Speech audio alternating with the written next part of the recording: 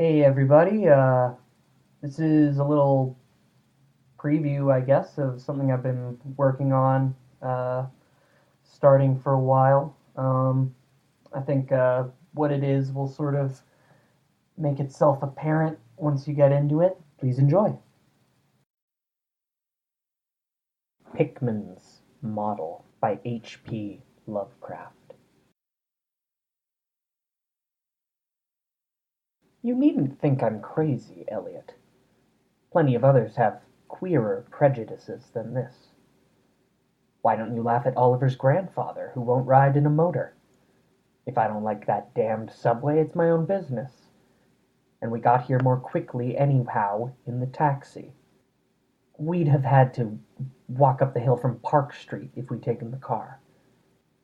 I know I'm more nervous than I was when you saw me last year, but you don't need to hold a clinic over it. There's plenty of reason. God knows. And I fancy I'm lucky to be sane at all. Why the third degree? You didn't used to be so inquisitive.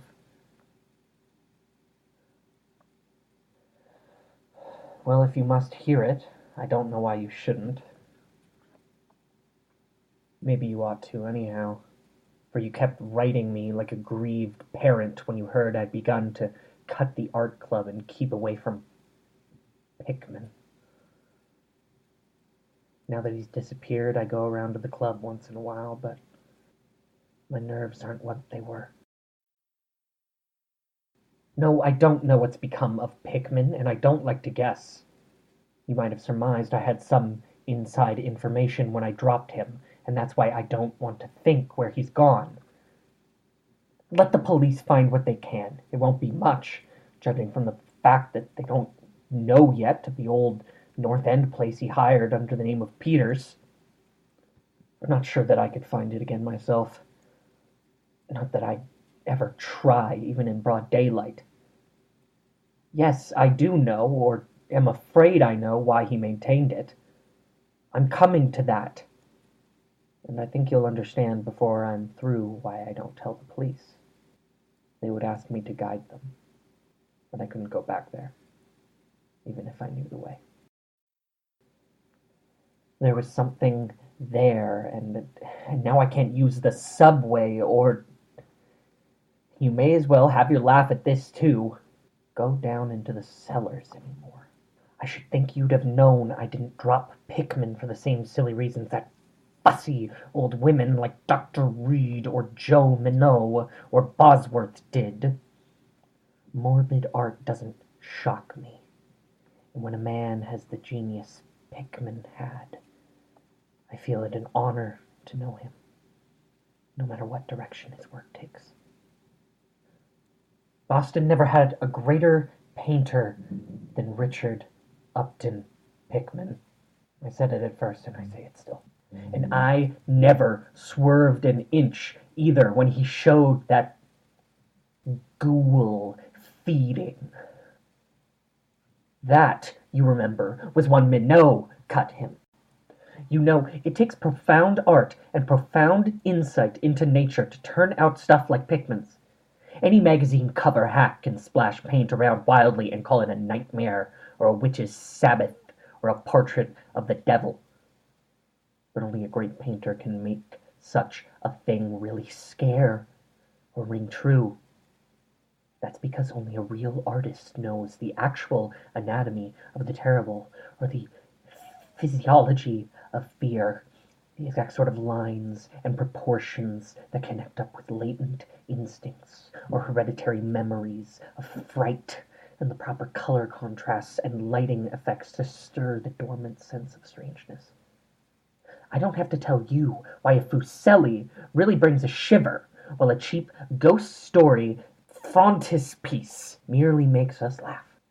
There's something those fellows catch beyond life that they're able to make us catch for a second.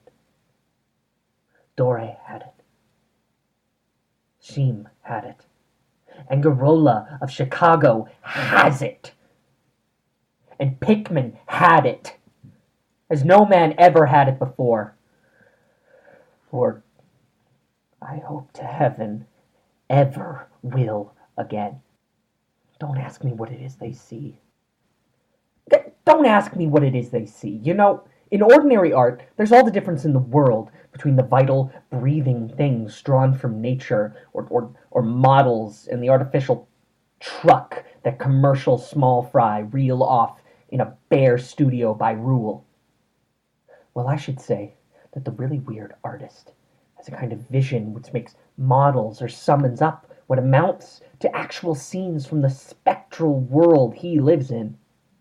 Anyhow, he manages to turn out results that differ from the pretenders' mince pie dreams in just about the same way that the life painter's results differ from the concoctions of a correspondent school cartoonist. If I had ever seen what Pickman saw, but no, no, no. Here, let's have a drink before we get any deeper. God, I wouldn't be alive if I'd ever seen what that man, if he was a man, saw. You recall that Pickman's forte was faces.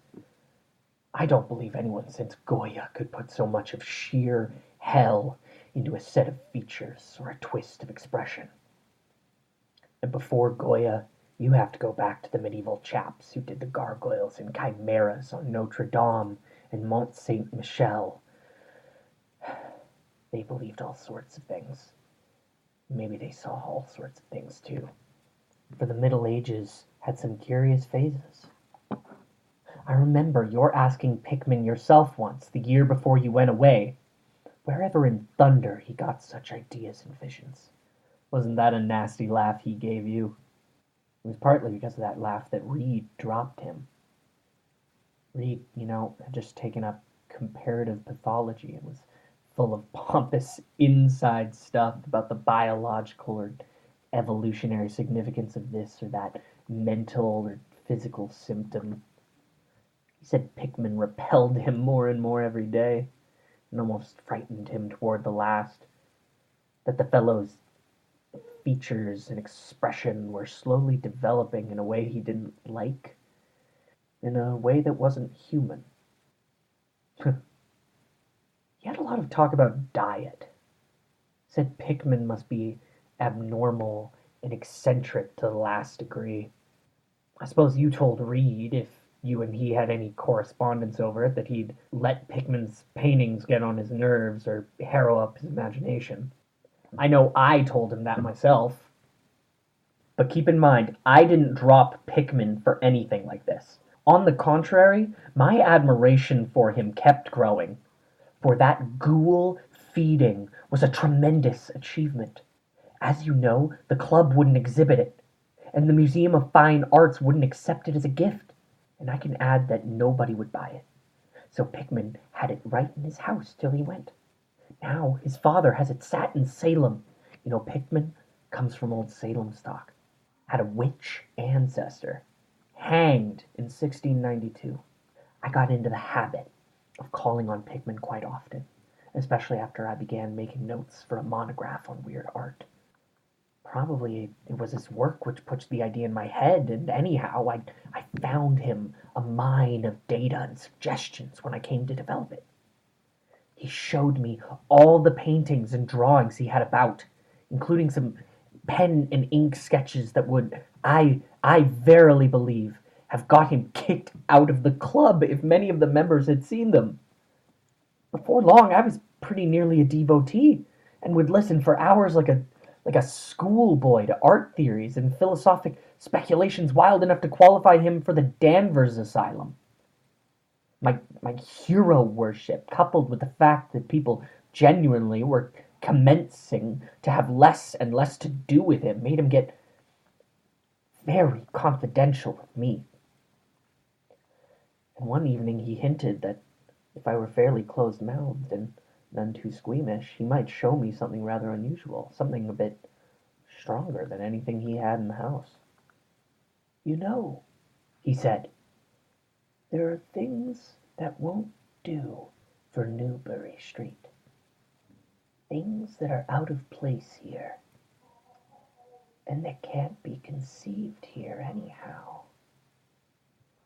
It's my business to catch the overtones of the soul, and you won't find those in a parvenu set of artificial streets on made land. Back Bay isn't Boston. It isn't anything yet, because it's had no time to pick up memories and attract local spirits. If there are any ghosts here, they're the tame ghosts of a salt marsh and a shallow cove. And I want human ghosts, ghosts of beings highly organized enough to have looked on hell and known the meaning of what they saw. The place for an artist to live is the North End. If any aesthete were sincere, he'd put up with the slums for the sake of the massed traditions. God, man, don't you realize that places like that weren't merely made, but actually grew? Generation after generation lived and felt and died there, and in days when people weren't afraid to live and feel and die. Don't you know there was a mill on Copp's Hill in 1632, and that half the present streets were laid out by 1650? I can show you houses that have stood 2 centuries and a half and more. Houses that have witnessed what would make a modern house crumble into powder. What do moderns know of life and forces behind it? You call the Salem witchcraft a delusion. But I'll wager my 4 times great-grandmother could have told you things. They hanged her on Gallows Hill, with Cotton Mather looking sanctimoniously on. Mather, damn him, was afraid somebody might succeed in kicking free of this accursed cage of monotony. I wish someone had laid a spell on him or sucked his blood in the night. I can show you a house he lived in, and I can show you another one he was afraid to enter in spite of all his fine bold talk. He knew things he didn't dare put into that stupid Magnolia, or that puerile wonders of the invisible world. Do you know the whole North End once had a set of tunnels that kept certain people in touch with each other's houses? And the burying ground? And the sea? Let them prosecute and persecute above ground. Things went on every day that they couldn't reach, and voices laughed at night that they couldn't place. Why, man, out of 10 surviving houses built before 1700 and not moved since, I'll wager that in 8 I can show you something queer in the cellar. There's hardly a month that you don't read of workmen finding bricked up arches and wells leading nowhere, and this or that old place as it comes down. You could see one near Henchman Street from the elevated last year. There were witches and what their spells summoned, pirates and what they brought in from the sea, smugglers, privateers, and I tell you, people knew how to live and how to enlarge the bounds of life in the old times. This wasn't the only world a bold and wise man could know. And to think of today in contrast with such pale pink brains that even a club of supposed artists gets shudders and convulsions if a picture goes beyond the feelings of a Beacon Street tea table. The only saving grace of the present is that it's too damn stupid to question the past very closely. What do maps and records and guidebooks really tell of the North End? At a guess, I'll guarantee to lead you to 30 or 40 alleys and networks of alleys north of Bridge Street that aren't suspected by 10 living beings outside of the foreigners that swarm them. One of those dagos know of their meeting. No, Thurber, these ancient places are dreaming gorgeously and overflowing with wonder and terror and escapes from the commonplace. And yet there's not a living soul to understand or profit by them. Or rather, there's only one living soul, for I haven't been digging around in the past for nothing. See, you're interested in this sort of thing. What if I told you that I've got another studio up there, where I can catch the night spirit of antique horror and paint things that I couldn't even think of in Newbury Street? Naturally, I don't tell those cursed old maids at the club, with Reed, damn him, whispering, even as it is, that I'm a sort of monster bound down the toboggan of reverse evolution. Yes, Thurber, I decided long ago that one must paint terror as well as beauty from life.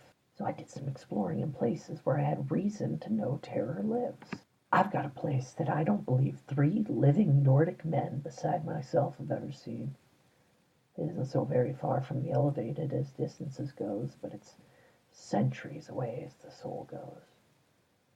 I took it because of the queer old brick well in the cellar, one of the sort I told you about. The shack's almost tumbling down so that nobody else would live there, and I'd hate to tell you how little I pay for it. The windows are boarded up, but I like that all the better, since I don't want daylight for what I do. I paint in the cellar, where the inspiration is thickest, but I've other rooms furnished on the ground floor. A Sicilian owns it, and I've hired it under the name of Peters. Now, if you're game, I'll take you there tonight. I think you'd enjoy the pictures, for as I said, I've let myself go a bit there. It's no vast tour. I sometimes do it on foot, for I don't want to attract attention with a taxi in such a place. We can take the shuttle at the South Station for Battery Street, and after that, the walk isn't much.